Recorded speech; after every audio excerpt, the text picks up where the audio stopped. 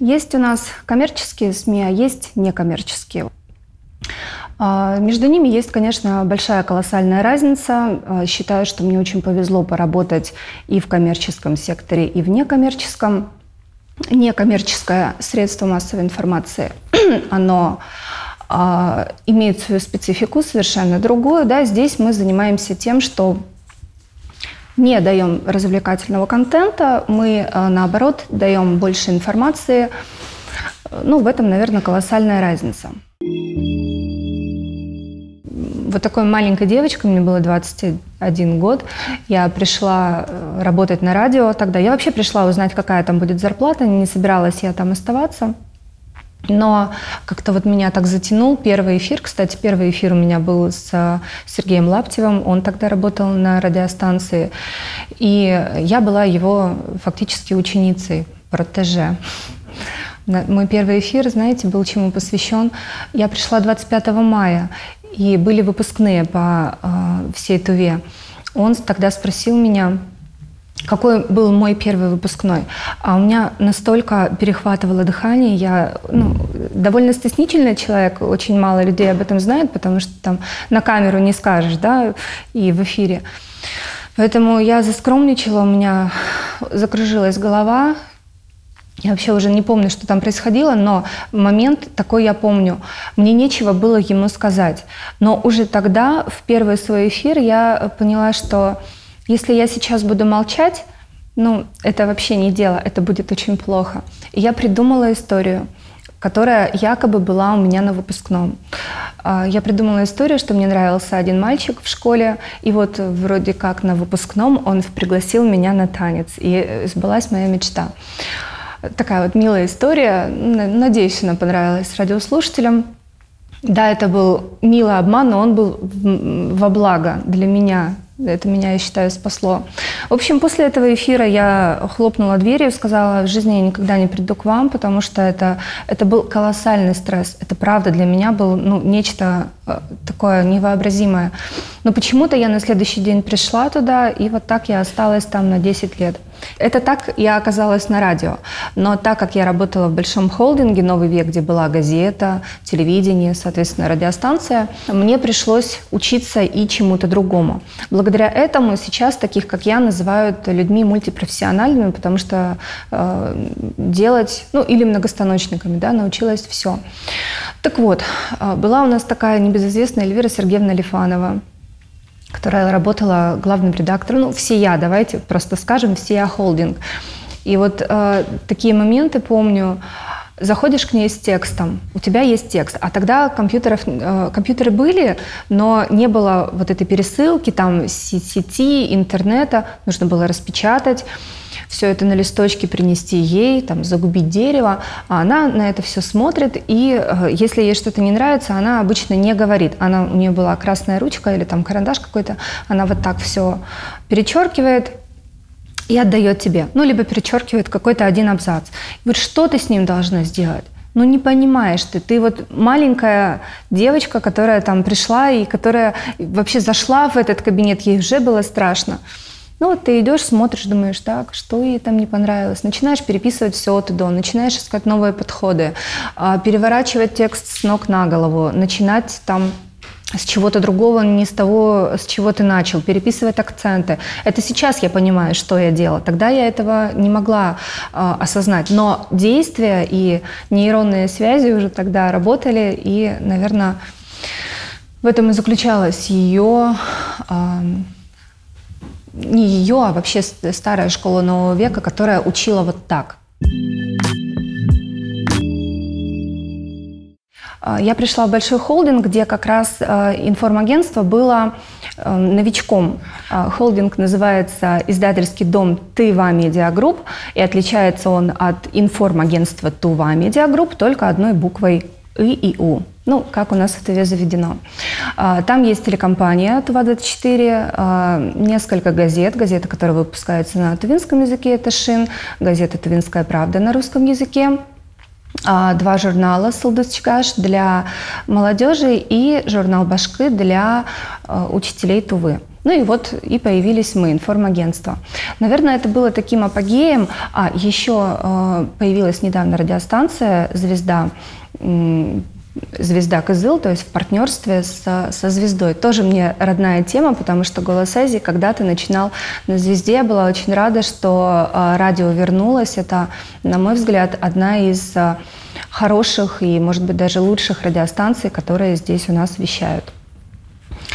Ну и вот апогеем как раз стало создание информагентства. Задача была такая – создать единое такое пространство, где будут аккумулироваться все новости, откуда могут брать и черпать информацию. Потому что газета – это больше аналитика, газета «Шин» – это тувинский язык, это своя аудитория читателей, телеканал.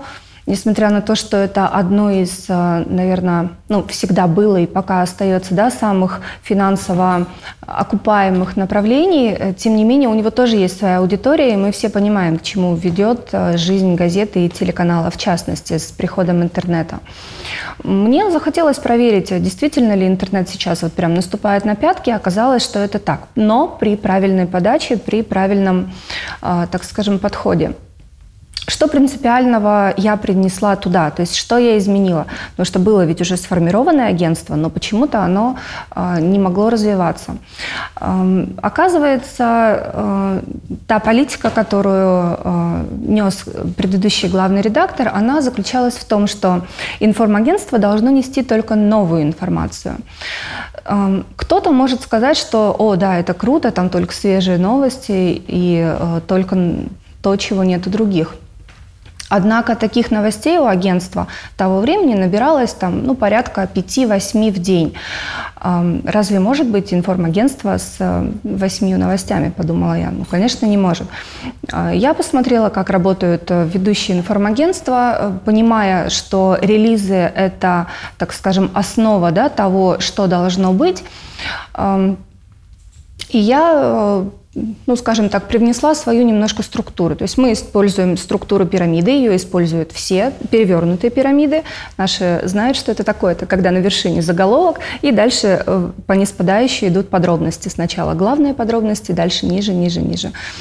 Но используя вот эту структуру, мы действуем немножко, так скажем, с перчинкой. Не делаем так, как делает «Тувинская правда». Это, как вот правильно выразиться, это такие правильные заголовки. Мы не делаем правильных заголовков, за что нас иногда журят, но как раз, наверное, вот эта фишка, она сработала нам на руку. То есть кому-то не нравится этот слишком громкий заголовок, кто-то его считает кликбейтом, но это же и хорошо. Нам это, как говорится, только на руку.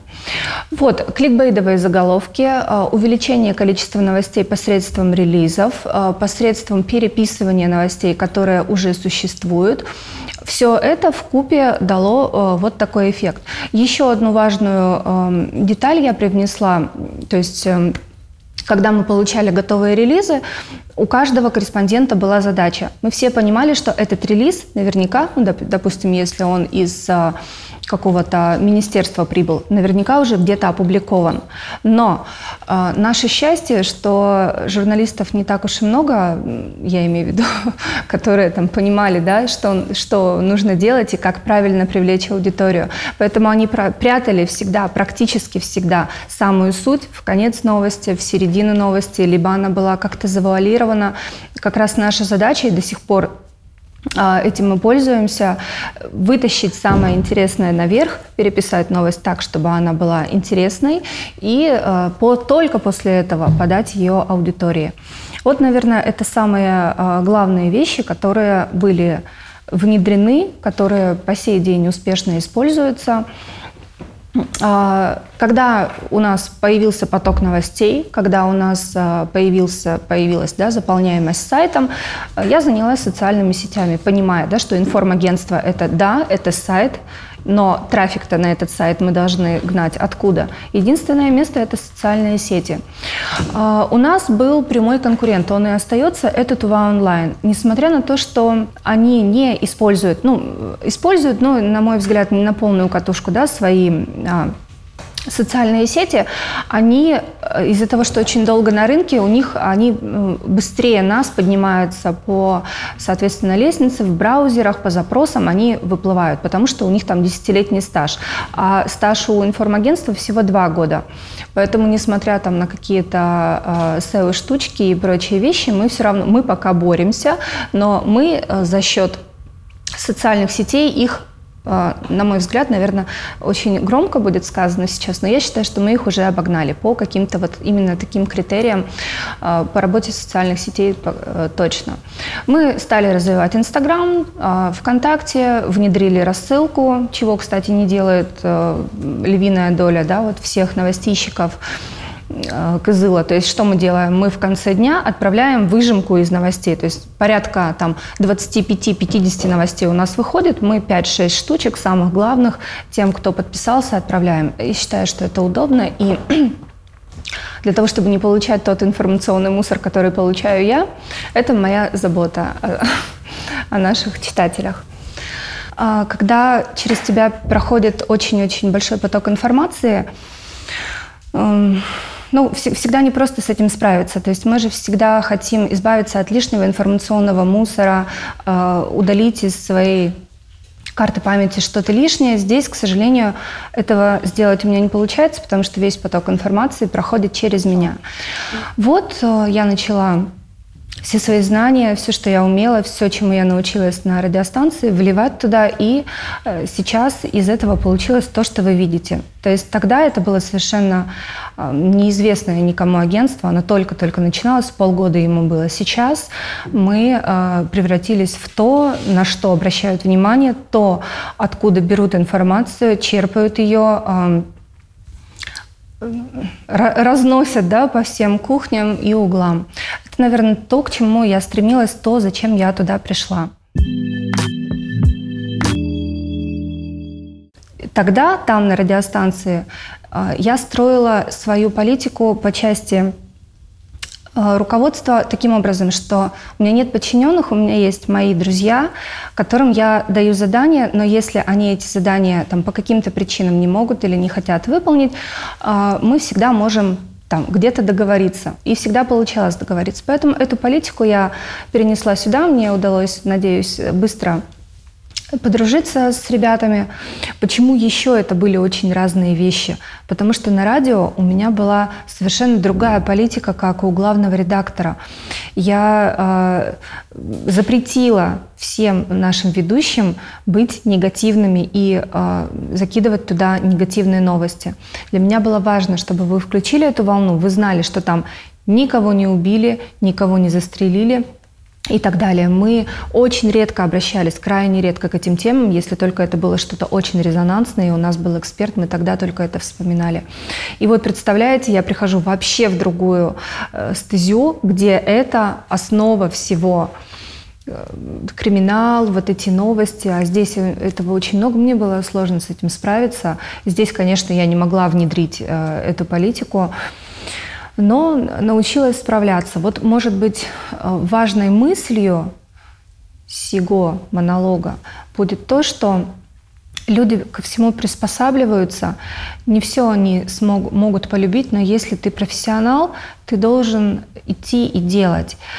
И этим как раз и доказывать себе. Потому что есть очень много журналистов, которые там говорят, я не могу каждую неделю там, делать суперматериал. У меня нет вдохновения, говорят они. И я была таким же человеком, я тоже так говорила. Но, может быть, действительно, супер вдохновенного материала получиться не может. Но может получиться классный, аналитический, крутой, креативный материал, который, как сейчас модно говорить, зайдет и взорвет интернет. И все.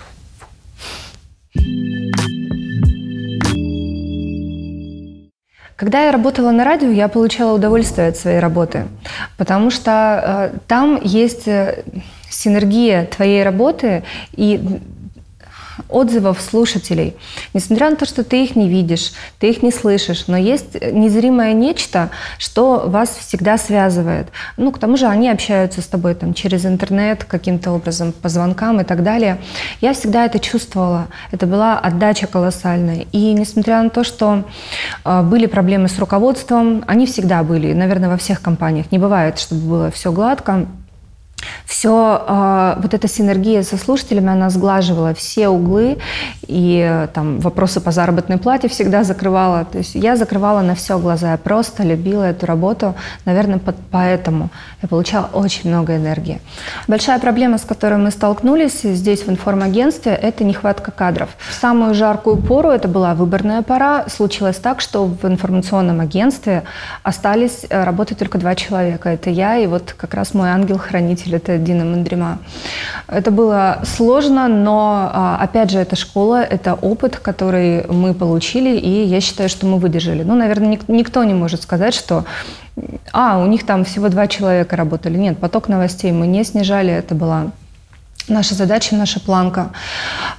Есть люди, которые приходят в информагентство, но они приходят туда, я не знаю, за какими целями, может быть, проверить себя, попробовать, но с такими людьми мы не прощаемся, потому что когда у тебя нет никого, а тебе нужно куда-то отправить корреспондента, потому что вот здесь пожар, а вот здесь там дом замерзает, тебе нужны ноги как минимум, да, кто-то сидит у компьютера и там обрабатывает релизы и пишет аналитику, а кому-то нужно идти, бежать и что-то делать. Поэтому от таких людей мы не отказываемся, мы приводим их в свою семью и начинаем их учить. Наверное, самая важная проблема в том, что нет кадров, им негде учиться. У нас сейчас появилось в ТГУ направление журналистики, но это мы увидим спустя какое-то время. То есть люди должны выучиться, ТУВА должна выпустить журналистов, и тогда мы увидим эффект. Раньше журналисты учились на тех платформах, куда они приходили. Это были очень классные школы. Рекламный рынок сейчас очень нестабильный. Мы все понимаем, что коронавирус, если у предпринимателей все плохо, это значит, что все будет плохо и у коммерческих СМИ. СМИ тоже бизнес. И кто-то хорошо к этому будет относиться, кто-то плохо, но это не важно. Главное, чтобы люди все это понимали и понимали, что, например, коммерческие СМИ, они... Кто-то думает, что они свободные. На самом деле здесь тоже есть палка о 2 концах. Любое СМИ, оно защищает чьи-то интересы, даже если оно называет себя оппозицией. Это, если глубоко копнуть, все равно будет чей-то клан, семья, чья-то личность, чья-то группа людей по интересам. Я выросла, наверное. Вот я выросла. Превратясь в этого мультипрофессионального человека, мне стало скучно. С другой стороны, я не знаю, как мне вырвать эти знания из своей головы и куда их деть. Я же их никуда не дену, они у меня уже есть. Ни один человек уже мне сказал, что да, твой багаж знаний нужно каким-то образом передавать, почему ты там нигде об этом не пишешь и так далее. Ну, таких, как я, наверное, называют сапожник без сапог, который делает все для других, то есть вот делал для радио, да, развивал этот бренд, потом развивал ТУВА Медиа Групп. Немного я занималась еще другими проектами платными, да, и о которых меня просили. Ну и к тому же... Не буду отмазываться тем, что у меня там не хватает времени или там фотографий каких-то, да, чтобы я что-то писала. Я потихонечку прихожу к этому и начинаю что-то делать, но, опять же, это не вызывает у меня какой-то там большой страсти. То есть я знаю, что я точно блогером не стану. Я могу быть, может быть, каким-то коучем, который придет, расскажет, что нужно делать, и уйдет. Но не будет, наверное, там долго и много рассказывать. Хотя я пытаюсь заставить себя хотя бы что-то делать. Вот. По поводу личного бренда, что бы мне хотелось сказать, кроме того, что у меня его нет. Хотя говорят, что там 10 лет работаешь на свою фамилию, потом фамилия работает на тебя. Это действительно так. Когда-то я услышала эту фразу в 21 год, и потом я проверила ее на деле. Это работает, правда. Вот. Что касается личного бренда, считаю, что очень многие предприниматели сейчас допускают такое большое допущение у них в том плане, что они личные бренды свои не развивают. Приведу пример. Например, есть школа английского языка. Это вот из области знания рекламы, да, и пиара, которым я тоже так случилось, занималась. Есть школа английского языка. Их много в Кызыле. Согласны? В какую школу вы отдадите своего ребенка? Скорее всего, вы начнете наводить справки. Сарафанное радио, спрашивать у кого там что, где, когда. После этих справок вы, скорее всего, будете смотреть, а что там за преподаватели, а какая у них квалификация и так далее.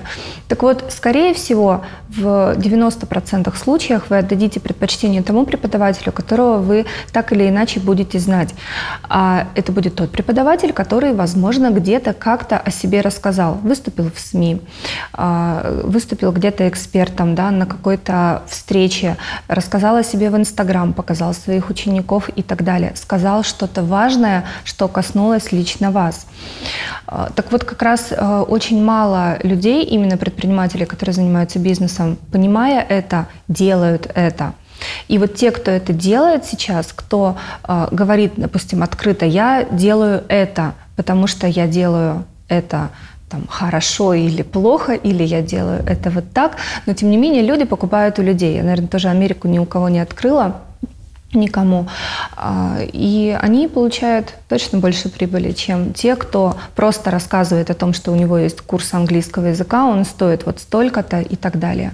Это вот такой, наверное, важный принцип, которому стоило бы там прислушаться всем предпринимателям, которые пытаются что-то делать, и у них не получается это делать. Развивайте личные бренды, это очень все здорово и хорошо. Возможно, если я приду к тому, что мне тоже потребуется развивать свой личный бренд, я обязательно этим займусь, и моих фотографий в сети станет больше. Я была приверженцем всегда такого принципа, что если будешь следить за кем-то и смотреть на кого-то, ты будешь похож на этого человека. Ты будешь даже внутри себя где-то, не осознавая этого, делать так, как делает он, где-то копировать, может быть, там, стараясь жутко не копировать, но все равно отголоски, следы это все оставит. Поэтому я не могу сказать, кого смотреть и кого читать. Читайте того, кто вам нравится. Самое главное, анализируйте эту информацию. Если вы будете получать даже самый трэш, но это будет трэш осмысленный, в вашей голове он уложится правильно, и вы сделаете правильные выводы в случае, если осмыслите и проанализируете. Поэтому я никогда ни на кого не смотрела. Для меня было важно не слушать Европу Плюс там, и другие радиостанции, чтобы быть уникальной, чтобы я не смогла скопировать там, тон этих ведущих или еще что-то. Быть уникальной – это важно.